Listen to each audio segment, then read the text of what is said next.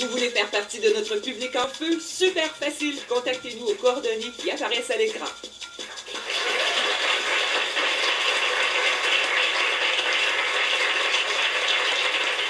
Voici le moment où trois passionnés de lecture, mais surtout du plaisir de partager, vous livrent leur dernière découverte. C'est le club de lecture Bazo.tv. Avec, pour commencer la saison, Raphaël Germain, Vincent Gratton et Pascal Navarro. Bonsoir tous les trois. On va commencer avec un livre qui s'appelle Transatlantique. C'est de l'Irlandais Colum McCann qui avait écrit « Et que le vaste monde poursuive sa course folle ». C'est trois destins sur 2 siècles entre l'Irlande et l'Amérique. Il y a 2 pionniers des vols transatlantiques. Il y a Frédéric Douglass, le plus célèbre abolitionniste américain, né esclave, et un sénateur américain, artisan de la paix en Irlande du Nord. Ce sont tous des idéalistes qui sont reliés entre eux par une lettre qui avait été emportée par les 2 aviateurs. Vous avez été complètement séduit, Vincent Gratton, par ce livre. Ben, les 200 premières pages, absolument. Parce que ce sont des thèmes, moi, qui me touchent infiniment. Comment résumer ce livre-là? Je trouve qu'il y a du lelouch dans la construction. Oui. Dans le sens qu'il y a une espèce de chevauchement de temps, d'espace, oui, de personnages. Toute la première partie, effectivement, ce sont des personnages réels que vous avez bien décrits. Et autour de ces personnages réels-là, assez immenses, assez puissants, tournent des personnages féminins un peu plus secondaires qu'on va retrouver dans la deuxième partie. Et on va réaliser que ces femmes-là ont toutes évidemment un lien entre elles. Ce sont 4 générations de femmes qui ont croisé le destin de ces trois êtres immenses. Là, tu sais. Moi, j'ai beaucoup aimé. Oui. Mais je pense que dans la première partie, c'est des personnages auxquels je me suis, moi, identifié. Okay. D'abord, moi, je pensais que le premier à traverser l'Atlantique, c'était Elmer.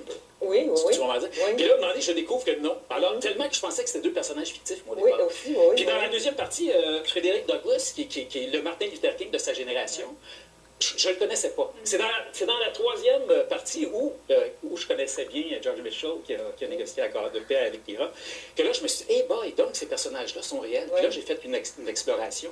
Et là, je suis rentré dans l'univers de Frédéric Douglass. Mais là, les 150 autres pages, t'as moins aimé? Ben, c'est-à-dire que je suis rentré dans l'univers féminin.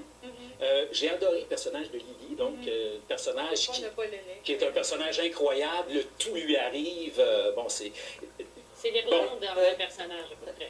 Pardon? C'est l'Irlande dans un personnage. Ah oui, c'est ça, c'est ça.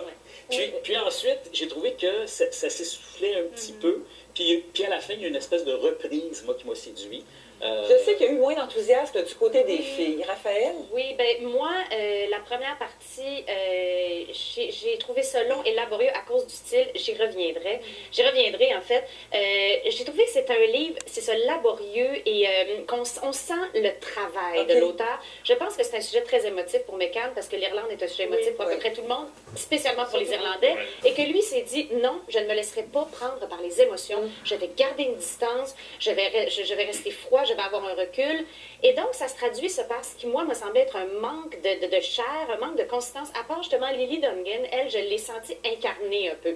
Les 4 femmes, justement, qui, elles, sont fictives, c'était celle que j'ai sentie le plus incarnée. Les personnages, je ne sais pas si c'est parce qu'avec les personnages réels, ils n'osaient pas trop. Le premier chapitre où est-ce qu'on nous fait cette traversée au-dessus de l'Atlantique, sauf qu'on y allait, ça rentrait bien. Beaucoup d'effets spéciaux. Mais là, par la suite, j'ai noté quelques extraits, parce que lui, évidemment, il compare la littérature parce qu'un de ses personnages, qui est une journaliste, donc à aller chercher, il le dit à un certain moment, il dit, aller chercher un mot dans le néant. Mais peut-être qu'il ne fallait pas aller chercher dans le néant, peut-être qu'on pourrait aller chercher plus près.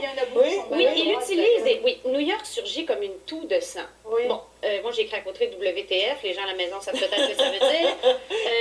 Au sol, le Nord a l'air stupéfié par la lumière du matin. Bon, et là, la pire, il pleut. C'est le traducteur, non, je suis allée vérifier justement parce que je peux la mettre traducteur, je suis allée vérifier. Il pleut, le ciel n'en semblait pas surpris. Bon, moi, ça me donne le goût de me battre des phrases comme ça. Je suis tout à fait d'accord avec Raphaël, c'est exactement ça. En plus du côté laborieux, je crois que c'était pas du tout cohérent. On ne comprenait pas les liens. Moi, je te trouve bien bon d'avoir fait tous ces liens-là dès la première lecture. Il fallait que je revienne, je ne comprenais rien, je ne comprenais pas les rapports entre les personnages. Et j'ai préféré le début, peut-être parce qu'il y avait plus de détachement. Il faisait moins de style que vers la fin. Et je trouvais que c'était plus crédible, plus ça se tenait, c'était mieux écrit. Et il allait droit au but. Mais sauf qu'il n'y a pas vraiment de rapport, à part l'Irlande. Mais tu sais, le thème de l'exil, c'est un thème. Il dit quelque l'ambition part. est immense. Oui, Je ne sais pas c'est s'il a ça. été déstabilisé par sa propre ambition. Oui. C'est l'impression que ça m'a laissé. Mais moi, j'ai trouvé que dans la traversée, j'étais complètement avec les gars. Et Oui, vont-ils arriver? Oui, mais- Vont-ils arriver? mais Ensuite, après- Frédéric Douglass, l'espèce de témoin de cette époque-là irlandaise, parce que c'est bien paradoxal, c'est un gars qui s'est libéré de l'esclavage, qui arrive là, puis finalement, il y a des mourants Oui, puis c'est la famine. C'est la famine. Moi, la négociation de George Mitchell, j'ai été fasciné par ça. Lily, qui est en attente de son fils. On aura compris qu'il y a vraiment Moi, des j'ai dissensions sur ce plateau à propos de transatlantique. Notre deuxième livre, je vais t'emprunter le tien parce que je n'ai pas ma copie, Raphaël.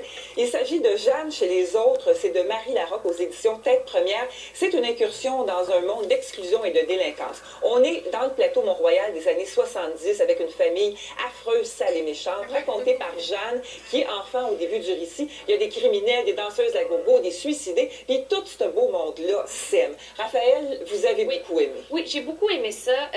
Comme vous le dites, c'est une espèce de chronique du plateau, vraiment, et pas à la sauce Michel Tremblay. Non, oui. C'est très, très trash. Oui. Et ce qu'il y a de merveilleux, vous l'avez dit aussi, c'est que ces gens-là s'aiment.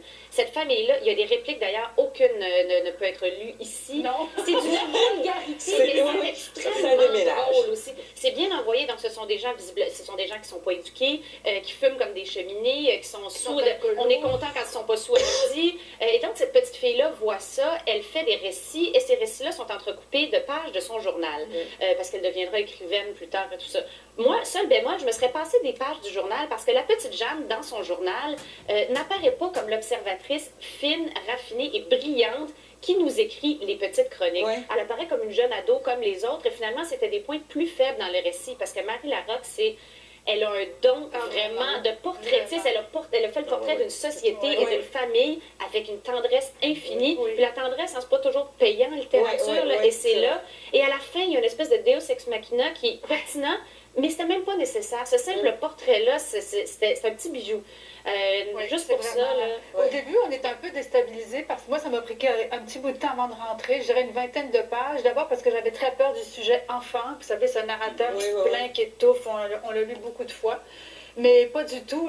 Oui, c'est très vulgaire, en fait, grossier, mais je suis pas sûre que ça soit vraiment vulgaire. C'est juste qu'on y croit. Il y a une dignité quand même avec ce langage. Et je trouve que c'est extrêmement bien campé par le langage. Malgré le fait que c'est vrai qu'on pourrait rien lire ici, mais c'est plus que truculent. Oui, puis le Mais joueur, ça c'est pas se toujours tient. évident à bien lire, Oui, et elle écrit et le ça joueur se magnifiquement. tient. Mais moi, je vais tient. peut-être vous surprendre, mais j'ai l'impression qu'elle pourrait aller beaucoup plus loin. Sûrement, c'est Dans, le premier dans roman. le psychédélisme, dans l'acide, je trouve que moi j'avais l'impression, je me trompe peut-être, qu'il y avait un lecteur derrière elle qui avait dit non, tu peux pas aller aussi loin que ça. Ce qui fait en sorte que parfois j'avais l'impression qu'il y avait beaucoup de personnages incroyables, des situations hallucinantes, mais qu'elle n'osait pas aller au bout. Comme par exemple avec le grand-père à la fin, il y a une situation incroyable. J'aurais aimé que ça... J'aurais aimé ça que ça fesse encore plus. Mais c'est son premier roman. C'est vraiment un auteur, là. C'est vraiment un auteur. Et c'est drôle, hein? J'aimerais beaucoup l'entendre au théâtre.